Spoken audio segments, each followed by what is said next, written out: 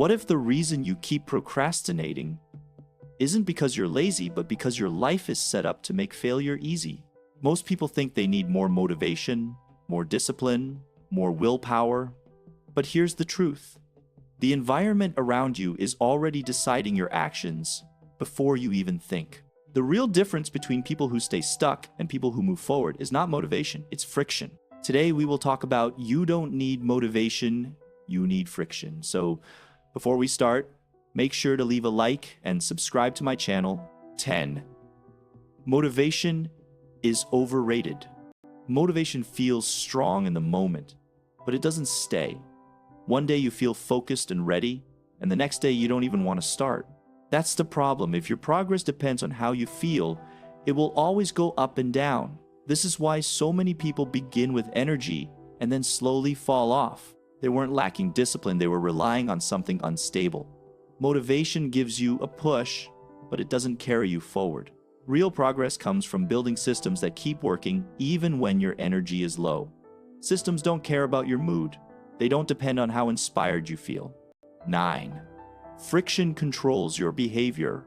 Most people think their actions are based on decisions, but in reality, they are based on effort. Friction is what decides what you do and what you avoid. If something is quick and easy, you'll do it without thinking. If it takes time or effort, your brain naturally resists it. This happens all day without you noticing. Reaching for your phone, opening social media, delaying your work, these are not random choices. They are the result of low friction. On the other hand, tasks that require focus, effort, or setup feel heavier, so you delay them. Once you understand this, things start to make sense. 8. Make bad habits harder. If you want to break a bad habit, willpower alone is not enough. That's why the smarter approach is to increase friction. Make the habit harder to access. Add small barriers between you and the behavior. For example, if you spend too much time on your phone, don't keep it next to you. Put it in another room. Log out of distracting apps so you have to sign in again. Turn off notifications so nothing pulls your attention. These small changes might not seem like much, but they create just enough resistance to stop automatic behavior. Instead of acting without thinking, you're forced to pause. 7. Make good habits easier. If you want a habit to stick, don't make it harder than it needs to be. Most people fail not because they don't care, but because starting feels like too much effort. That's where friction works in your favor. Reduce it as much as possible. Make the habit simple, clear, and easy to begin. If you want to read, don't hide the book on a shelf, keep it right in front of you. If you want to work, set up your space before you even begin so there's no delay. The easier it is to start, the less resistance your brain feels. 6. Control your environment. Your environment silently controls your behavior more than you realize. If your space is filled with distractions, your focus will always be under pressure. You'll constantly fight the urge to check your phone, delay your work, or shift your attention.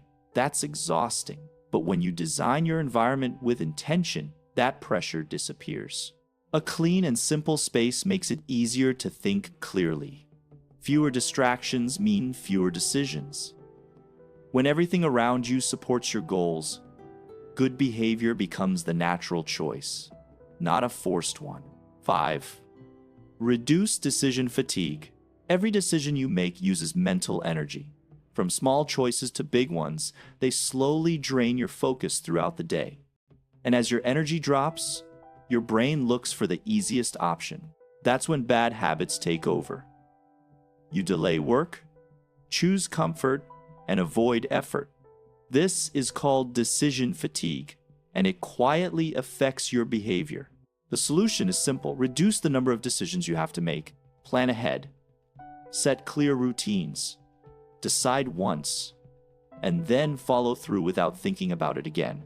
When your actions are already planned, there's no room for hesitation. 4. Start small, start fast. They see the task as too big, too heavy, or too complicated, so they delay it. But the truth is, the hardest part is not the work, it's the start. Your brain resists anything that feels overwhelming. That's why you need to make the first step so small that it feels almost effortless. Don't think about finishing the task. Don't think about doing it perfectly. Just focus on starting. Open the book. Open the book. Work for 5 minutes. That's it. Once you take that first step, something changes. The resistance drops, and momentum starts to build. Action becomes easier. Sen. Use friction to your advantage. Most people see friction as a problem, something that gets in the way. But when you understand it, you realize it's one of the most powerful tools you have. Friction can either hold you back or push you forward. It depends on how you use it. Instead of fighting your habits, design your environment in a way that guides your behavior. Make distractions harder to reach. Add small barriers that slow them down. At the same time, make your goals easier to act on. Remove steps, reduce effort, and simplify the process. Remove steps, reduce effort, and simplify the process. Your environment does the work for you. You naturally move toward what's easy and avoid what's difficult. And when you control that balance, you begin to control your actions without constant effort. 2. Build systems, not goals. Goals are important. They give you a direction and something to aim for. But goals alone are not enough. You can set a goal and still fail if you don't have a system behind it. A system is what you do every day.